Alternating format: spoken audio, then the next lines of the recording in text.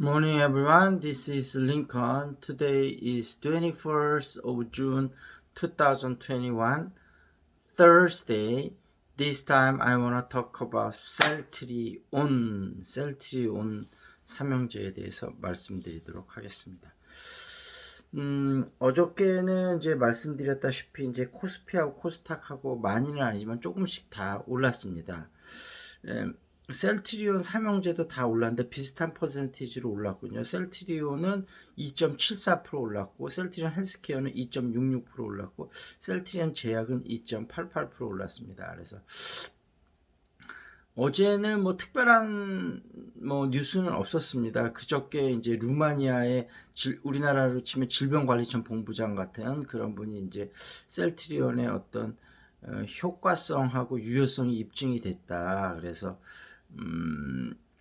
그리고 이제 3차 어차피 중간 결과 발표가 나와서 굉장히 지금 경증이나 경등증 환자가 중등증 환자가 중증으로 넘어가는 비율을 확 낮췄기 때문에 그 효과와 유효성이 입증이 됐기 때문에 미국 FDA나 유럽 EMA 승인도 아마 유럽은 아마 제가 생각할 땐 7월 달쯤에 날 것 같고, 미국도 아마 한 8월 9월 달 정도면 날 것 같고, 우리나라도 지금은 이제 그 중증이나 중등증으로 갈 것 같은 경증 환자에만 쓰도록 돼 있는데, 이제 경증 환자들한테 전부 쓰는 걸로 그렇게 질병관리청에서 바꾸지 않을까 그런 예상을 하면서 레키로나의 수요가 폭발적으로 증가할 수 있는 가능성이 상당히 높아지고 있어서 셀트리온 주가가 이제 좀 뛰기 시작했고, 이 트렌드는 물론 중간중간에 조정을 받겠지만 결국은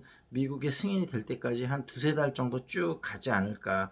그래서 중간중간에 또 셀트리온이 바이오시밀러 관련의 호재들도 있으니까 그런 소식이 한번 터져 나올 때마다, 그래서 셀트리온 삼형제는 지금 대세 상승장에 들어갔다고 생각을 하고, 세 개 회사 중에 한 회사나 두 회사를 선택을 해서 분할 매수로 지금서부터 슬슬 들어가시면 괜찮을 거라고 생각을 하고요.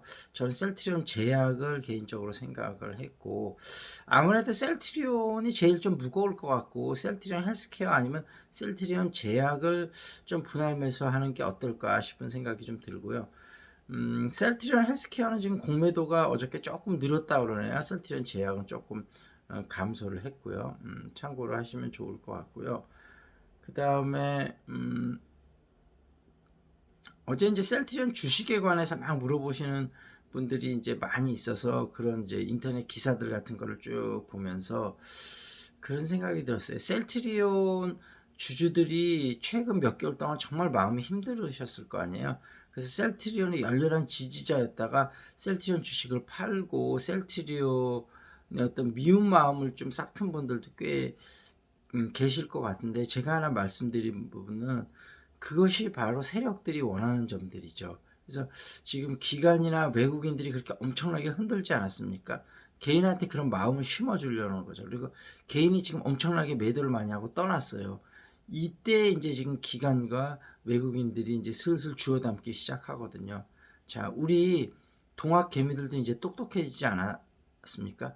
그런 기관과 외국인들이 흔드는 일에 더 이상 상심만 해서는 안 되겠죠. 물론 지금 이제 서정진 명예회장님 물러나면서 여러 가지 경영권 승계라든지 여러 가지 복잡한 문제들이 있어서 셀트리온 회사에서도 일부러 그랬는지 아니면은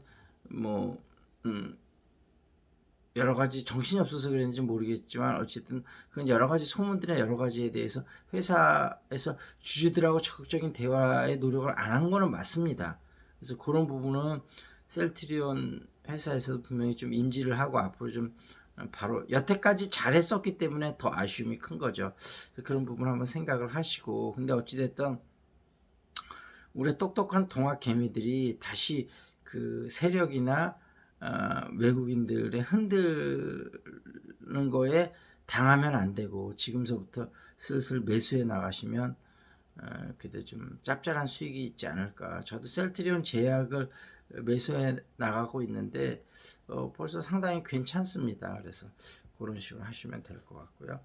그 다음에 관계 중심 전도 이 책에서 오늘의 표현은 자아가 너와 나의 가장 큰 문제점이다.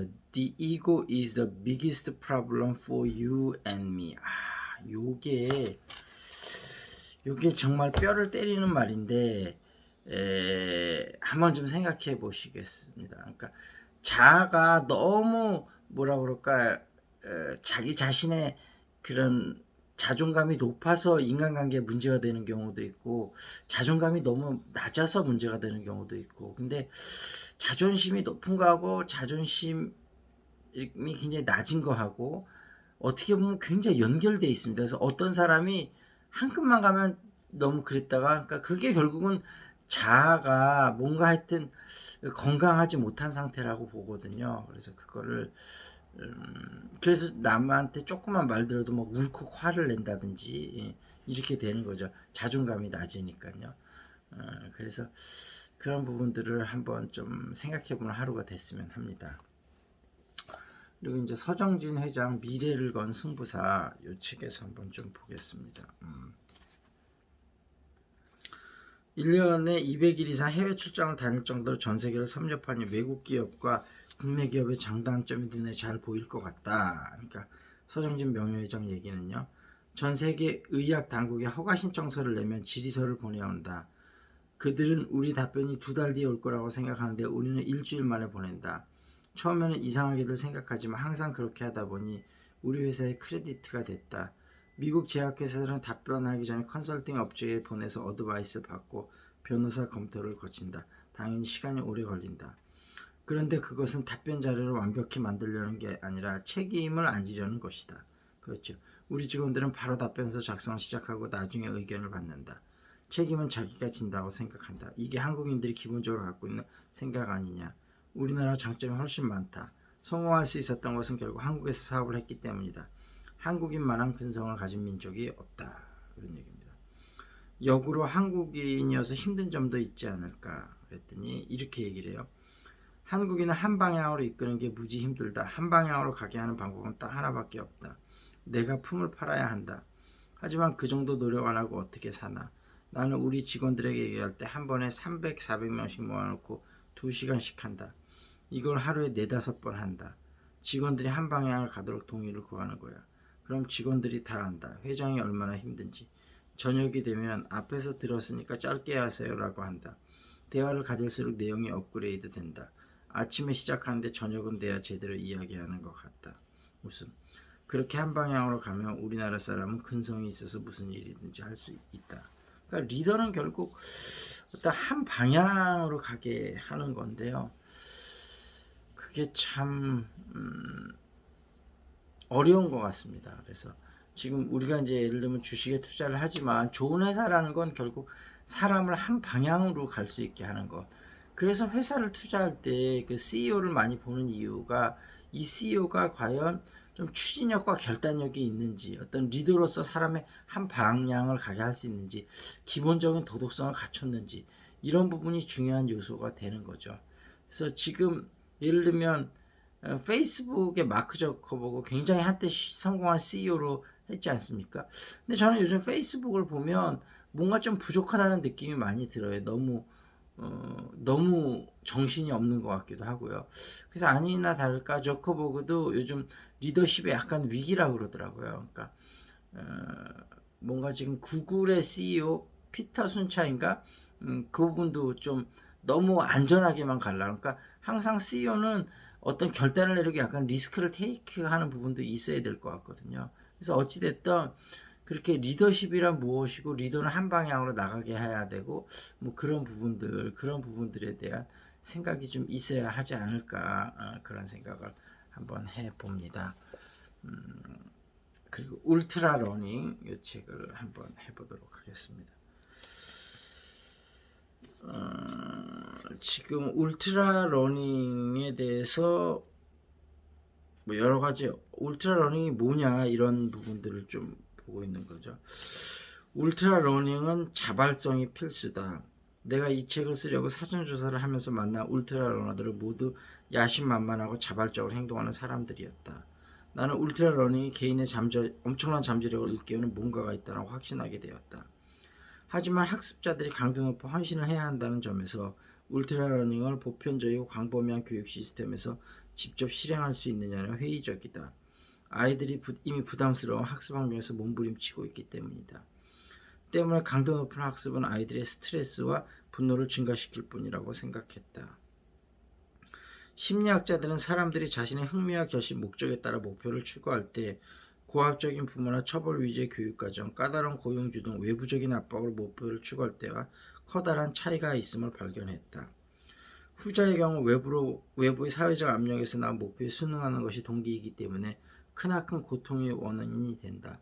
우울, 분노, 심려, 자살에 이르는 고통은 성적을 단계적으로 증가시키는 표준화된 시험 환경에서 애초우리만큼 공통적으로 나타난다. 그러나 울트라러닝의 자기주도적인 여정으로부터 외부에 강제된 의미가 없기에 이런 방식이 필요하지 않다. 바로 이런 특성 때문에 이것이 배울 수 있는 것인지는 내게 분명하지 않다. 그러니까 울트라러닝 학습법에 대해서 저도 또 한번 좀 더 연구를 해보도록 하겠습니다. 주식 투자도 우리가 공부를 많이 해야 되고 또 마음의 안정을 찾는 부분이 중요한데 그런 부분을 좀 잘 생각을 해봤으면 좋겠습니다. 어찌됐든 셀트리온 삼형제 분할 매수해서 투자하는 것이 지금 나쁘지 않은 선택이라는 걸 말씀을 드리면서 제 말은 참고를 하시고 여러분 충분한 리서치를 통해서 결정하시길 바라고요.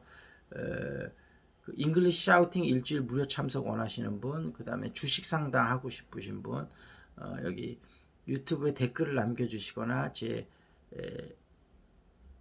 핸드폰으로 문자나 카톡을 주시면 제가 친절하게 상담을 해드리도록 하겠습니다.